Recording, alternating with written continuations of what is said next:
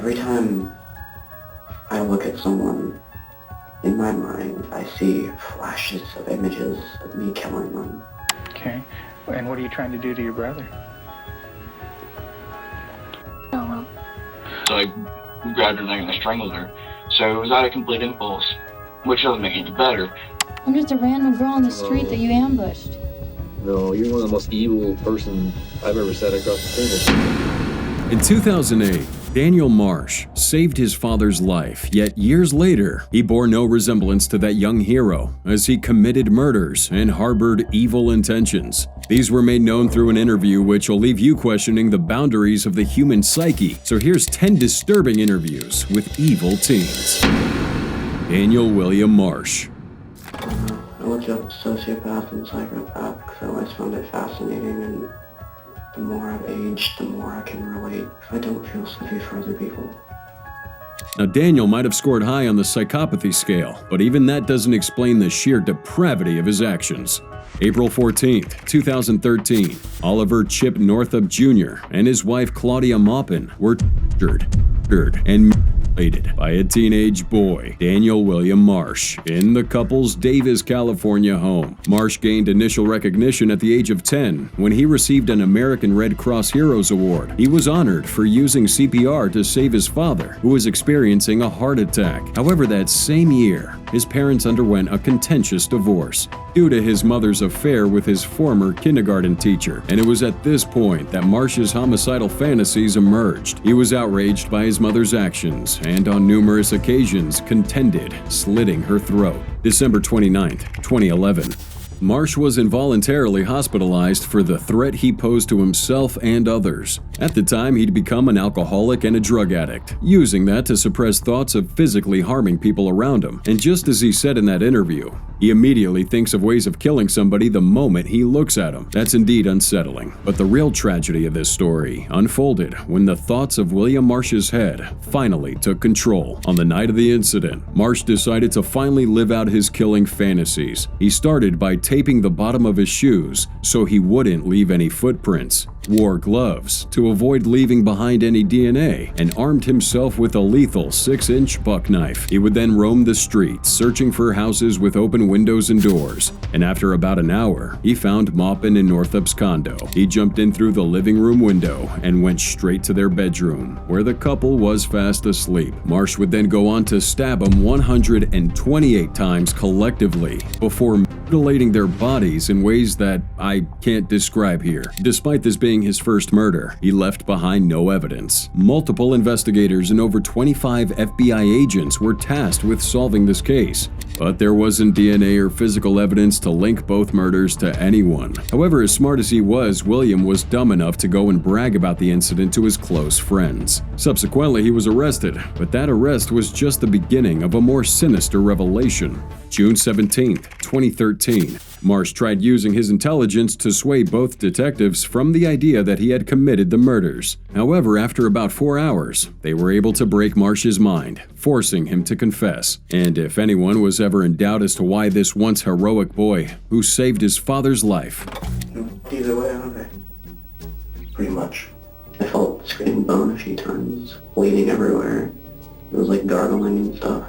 now ranks as one of America's most deranged killers, Marsh told both detectives in a chilling tone that his obsession to kill began with his mother cheating on his father. When I was 10, I thought about and plotted about killing the woman that my mother left my father for. Your kindergarten teacher? Yes. Because you were so angry at her? Yeah. Consequently, Marsh was given 2 counts of first-degree murder, with special enhancements for intentionally killing more than one person, demonstrating exceptional depravity in the killings, lying in wait to kill the victims, and inflicting torture in the commission of the murders. Now, despite being a teenager, Marsh was tried as an adult. He was found guilty and given 52 years imprisonment. Now, despite being tried as an adult, they couldn't give him the death penalty or life imprisonment under California's law. This had to upset the families of the victims, especially when you consider the fact that Marsh would be eligible for parole after serving only 25 years. Beth Thomas. Okay. And what are you trying to do to your brother? Kill him. Who else would you like to stick pins into? Mommy and Daddy.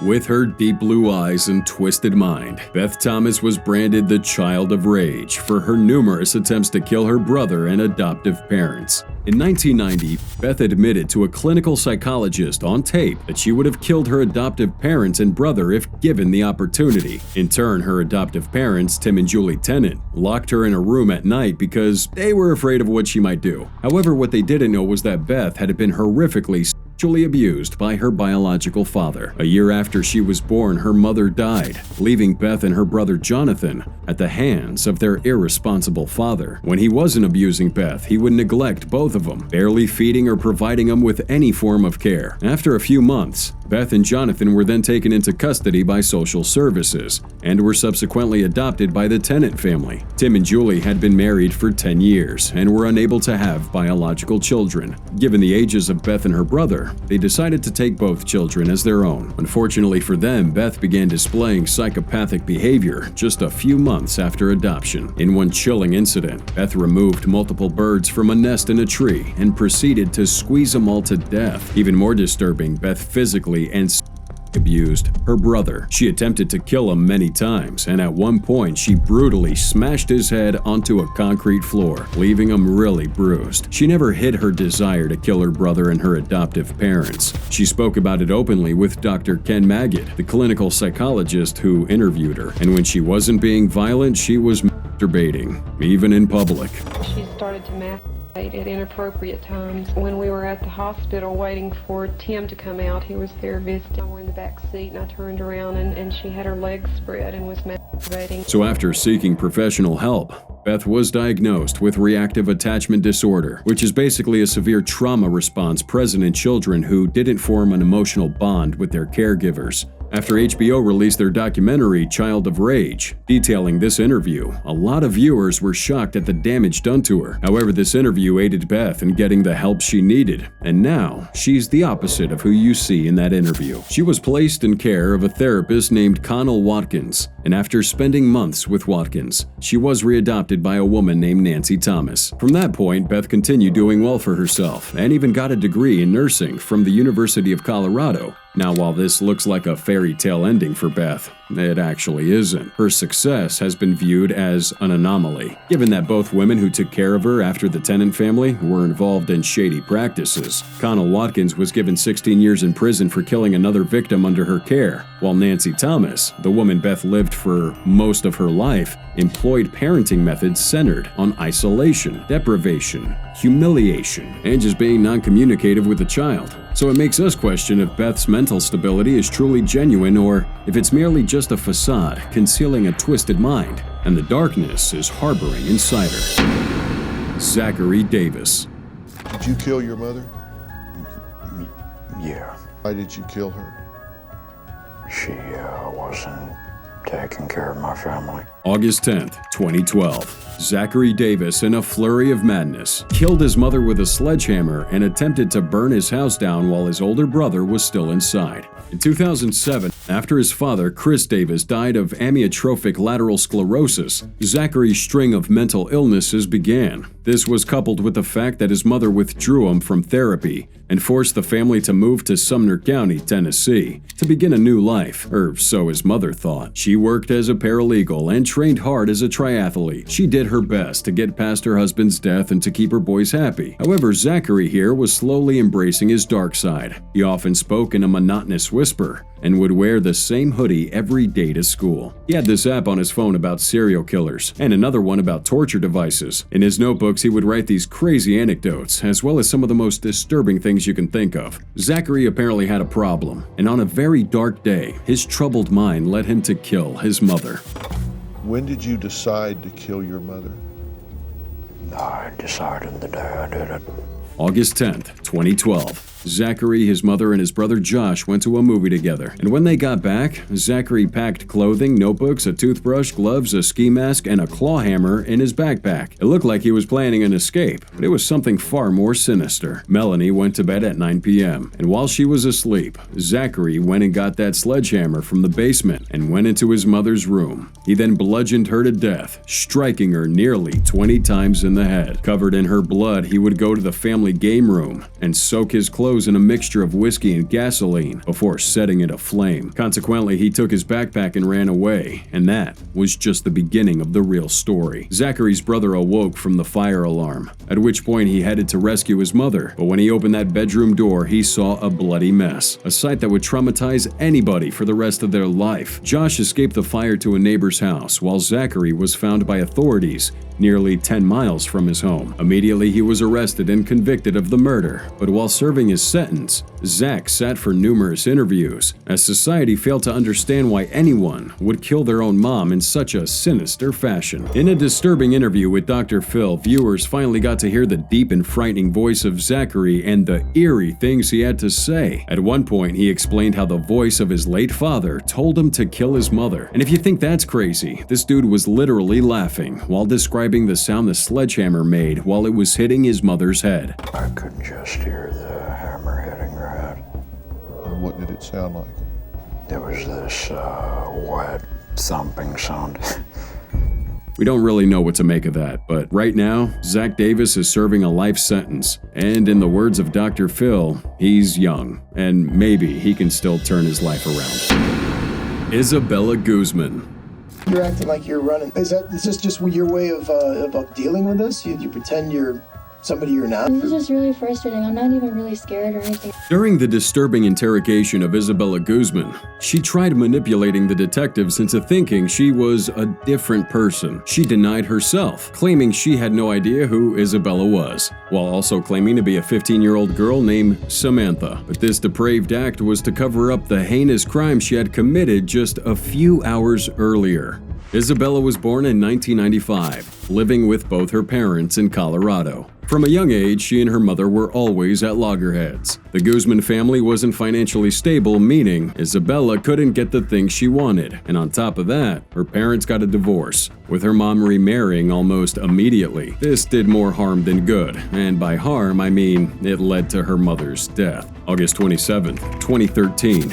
The day before the murder, Isabella sent her mother, Yunmin Ho, an email that read, "You will pay." This was among many other emails she'd been sending threatening to harm her. Her mother, obviously shocked by this, had to report this case to the police. And if only the police knew they'd be back in less than 24 hours to meet a murder scene, they might have done more than just counsel Isabella. 9 p.m., August 28th. Mrs. Yunmin Ho came back from work and immediately took a shower. Less than 10 minutes later, though, Mr. Ryan Ho, Isabella's stepdad, heard his wife screaming his name for help from the bathroom. He rushed to save her, but Isabella was pushing up against the bathroom door, preventing him from entering. He went downstairs to call the police, but when he returned, he saw Guzman standing in the bathroom doorway holding a knife, and his wife on the floor covered in blood. Isabella walked past him, and he was too shocked to even hold her back or say a word. When officers arrived at the scene, they found Yunmin Ho lying naked on the bathroom floor, covered in blood next to a baseball bat. An autopsy found that she had suffered 31 stabs to the face and 48 stabs to the neck. As for Isabella, she was arrested after a 16-hour manhunt, and the interrogation that ensued after her arrest is one for the record books. Isabella kept denying being herself, and then at some point claimed to truly be Isabella, while also denying the crime. You scared the hell out of me,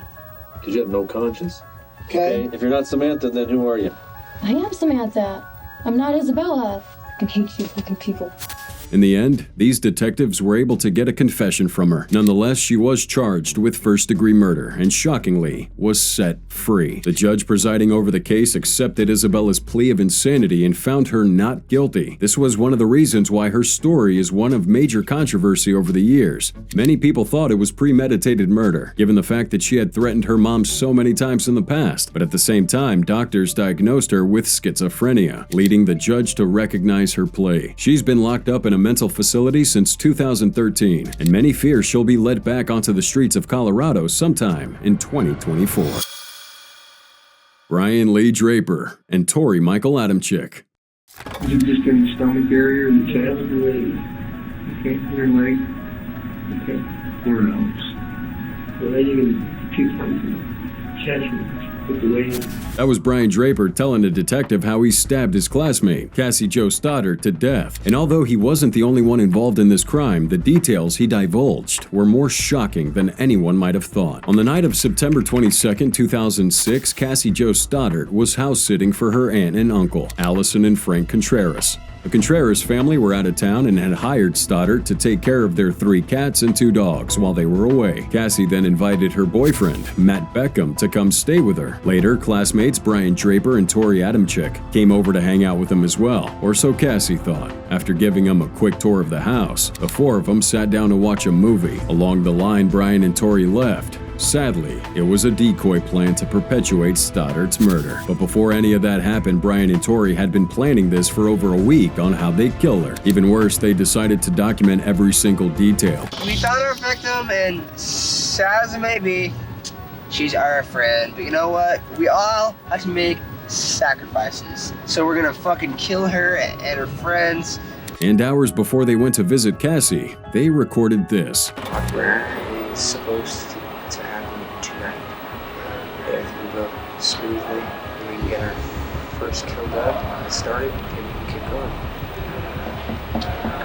Now, before leaving the house on the night of the incident, Draper had unlocked the basement door so that he and Tori could re-enter undetected. And when they actually did, they intentionally made loud noises in an attempt to lure Beckham and Stoddard downstairs. When that failed, they found a circuit breaker and turned off the power, hoping that the pair would come downstairs to check what happened. Now, this plan would also fail, but it got Stoddard very scared and worried. Matt then called his mother, asking if he could stay over to protect Stoddard, but she disagreed. And about an hour later, his mother came to pick him up, leaving Cassie all alone. To highlight the absurdity of their plan, they repeatedly banged on objects in the basement, attempting to lure her into checking what was happening. However, when she didn't respond, they went upstairs. They climbed up, brandishing knives purchased from a pawn shop, and launched a brutal attack. They stabbed this poor girl to death 30 times. The video they made in school was used to link them to the murder, and although they tried denying it during a 2-hour interrogation, they eventually confessed. Here's Brian's side of the story.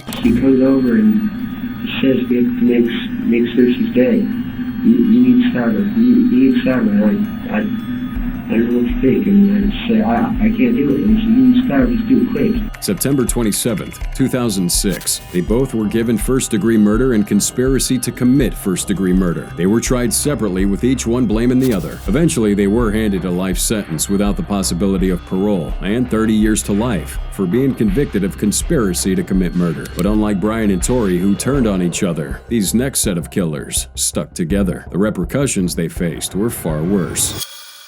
Gregory Ramos. November 2018, an altercation unfolded between a high school student, Gregory Ramos, and his 45-year-old mother, Gail Clevenger, over his bad grades at school. In one of his classes, he received a D, and as a consequence, was physically punished by Gail. However, once Gregory reached a breaking point, he decided to hand her a D of her own, death. Gregory attacked Gail, strangling her with his bare hands for 30 minutes before she became lifeless. Afterwards, he put her body in the trunk of a van, and then buried it under a fire pit at River City Church in Florida. He would then call 2 of his classmates, Dylan Seglarek and Brian Porras, to aid him in staging a burglary for the cops to meet. Indeed, he did call 911, and the cops came. But let's just say his plan didn't go as he'd imagined, and that's when the real story began. When interrogated, Gregory's story didn't check out with that of his friends. Plus, the cops already had other reasons to believe Jeffrey might have known more than what he was saying. He was interrogated for hours, yet he denied having a hand in his mother's death. What happened to your mother? Like somebody killed your mom or took... I don't know what happened. I already told you. Gregory was probed even longer, these detectives utilizing every technique of theirs to get the truth out of him. However, he didn't budge. And I'm going to ask you, did you kill your mother, take things from your house, distribute them amongst your friends, come in here today and lie to my face and say that you didn't do that? No. When the detectives confronted him with the evidence they had and how it didn't correlate with what his friends had told him, Greg reached that breaking point again. But this time, he divulged some of the most chilling confessions we've ever heard. She started beating me. I didn't like it, so I strangled her to death.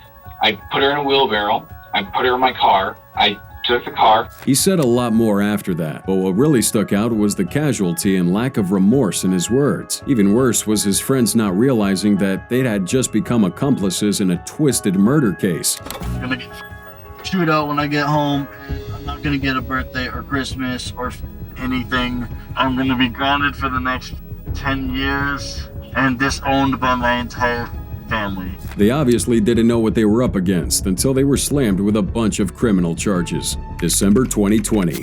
Ramos pled guilty to first-degree murder, abuse of a body, and tampering with evidence, even though he felt his actions were justified. Subsequently, he was handed a 60-year sentence, 45 years for murder and 15 for abuse of a body. He could have received the max sentence of life imprisonment, but was only a juvenile at the time. Nonetheless, he was given a lifetime of probation, with the possibility for termination after 10 years of his release. And if you're wondering what happened to his friends, well, let's just say they got pardoned, and the charges against them were dropped. Susan Atkins. I had tied his hands with a towel and then was instructed to kill him. I felt nothing. I felt absolutely nothing for her. In that interview, former member of Charles Manson's family, Susan Atkins, a teenage serial killer, described how she partook in the murder of the American actress and model, Sharon Tate, a murder that shook the foundations of Hollywood. Born May 7, 1948.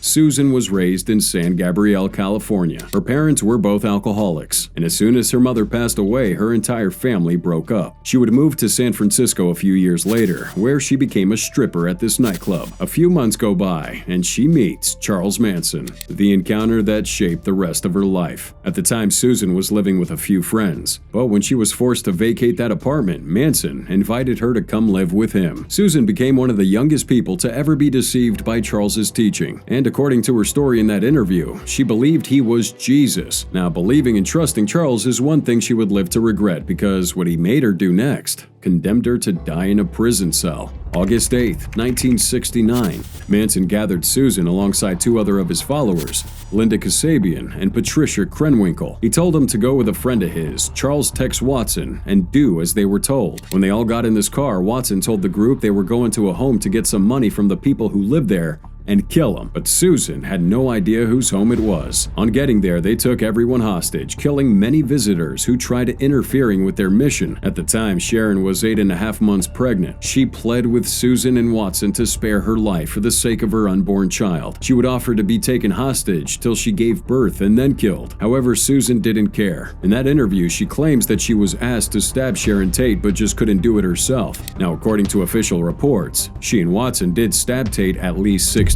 times. And even worse, they would hang her in her own home while Susan used her blood to write the word pig on her front door. October 1969. Susan confessed her involvement in this murder to a friend who subsequently reported her to the police. She was convicted and sentenced to death. However, the sentence was later commuted to life imprisonment without the possibility of parole. It was during that time that she was granted this interview, and when they asked her what it was like being a member of the Manson family, she said, I had gone so far and there was no turning back. Even if I had wanted to run, even if I had wanted to leave, I couldn't. It was like I was caught in something that I had no control over.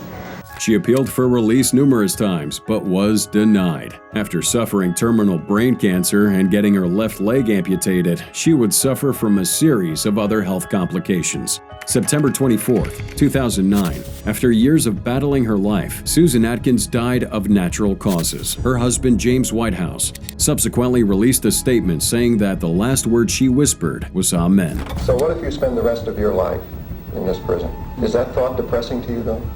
No, well, I found peace through salvation in Jesus. Daniel Petrich. I heard a gunshot. I ran out there, and my mom had been shot. He pointed the gun at me, and then he said he was sorry, and then he shot himself. That was Daniel telling detectives how his father pulled out a gun, shot his mother, and then committed suicide. However, this incident never happened. It was actually Petrich who remorselessly killed his mother and attempted to also take his father's life. Born August 24, 1991, Daniel lived with his parents in Wellington, Ohio. His father, Mark Petrich, was a Pentecostal minister at the New Life Assembly of God, while his mother, Susan Petrich, would be a stay-at-home mom. The Petrich family had a normal life, and Daniel never really showed any signs of being mentally unstable as a teenager. However, after Daniel suffered from a devastating skiing injury, their relationship took a turn for the worse. Daniel became housebound as he was recovering from the injury, and during this period, one of his friends introduced him to Halo, which is kinda known for being violent. Daniel, however, would play this game for about 9 hours every day. It got to the point where his father would take that game away due to its violent nature and put it in a safe that also housed a 9mm Taurus handgun. Some would say that Daniel was accustomed to the violence depicted in that game, and he decided it was game over for his parents. October 20th, 2007, about 1 week after the game was confiscated, Daniel found his father's key to unlock that safe and stole both the game and the gun. Around 7 p.m. on the evening of the incident, Daniel walked up behind his parents while they were sitting on the couch and told them to close their eyes. Once they did, he callously shot him in the back of the head. Daniel then placed the gun in his father's hands to make it look like a murder-suicide. Unlucky for him, his sister and her husband arrived at the house, planning to watch a baseball game together with his parents. They arrived 2 hours earlier than planned, making Daniel panic. He denied him entry, but they forced their way in and met a traumatic murder scene. And you would have thought he'd kill him too, right? Well, for some reason he didn't. Instead, he ran away. Daniel tried pinning the murder on his father, but since his father survived, the truth surfaced eventually. And it wasn't just the truth of what happened that shocked everyone. It was the fact that his father, whom he tried to kill, was pleading on his behalf for the court to grant him a second chance and a reduced sentence. Nevertheless, Daniel talked about this incident countless times in different interviews, and in all of them, one thing stood out: his lack of remorse. The plan that I had formulated to make it look like my father had done all this was not plausible. It wasn't even realistic. Did you think, I'm gonna go get a gun and I'm gonna kill my dad? This was the case of a kid who was fully conscious of his actions and was well aware of its repercussions, and possibly because of his honest and loving father, or for the sake of the multitude of people who came to support Daniel, the judge gave him the minimum sentence, which was 23 years imprisonment. He'll be eligible for parole in 2030. Cassandra Bjorg.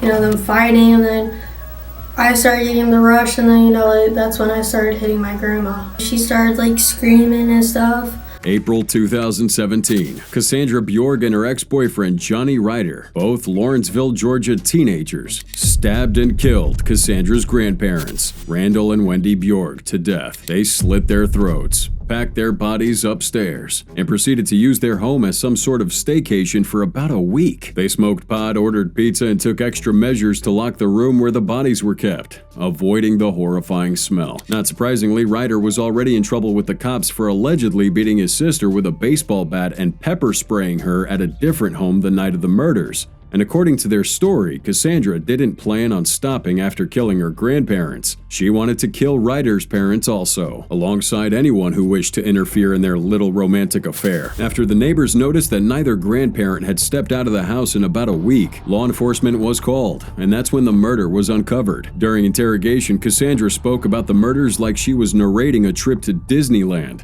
She spoke calmly and with zero remorse. On the other hand, Ryder, probably blinded by love at the time of the incident, finally came to the realization of what he had done. They were both given 2 counts of first-degree murder, aggravated assault, and theft. Ryder could have faced the death penalty given that he was over 18, but since he did enter a guilty plea, he was handed a similar sentence to Cassandra: life imprisonment with the possibility of parole after 60 years, with another 21 years to be served concurrently. Family members told prosecutors that they couldn't stomach the thought of a long drawn-out trial, so they were thankful when Bjorg and Ryder pled guilty. And as for Ryder, he apologized to the Bjorg family by saying, "I would like to express my deepest apologies to the Bjorg family. I'm so sorry for the pain and grief I have caused all of you. I know what I have done is abominable and evil, and is deserving of hellfire." Cassandra cried after her sentence was read out, but declined to say anything when given the opportunity. Amber Wright. They got him in the house and laid him on the floor, and Mike shot him again.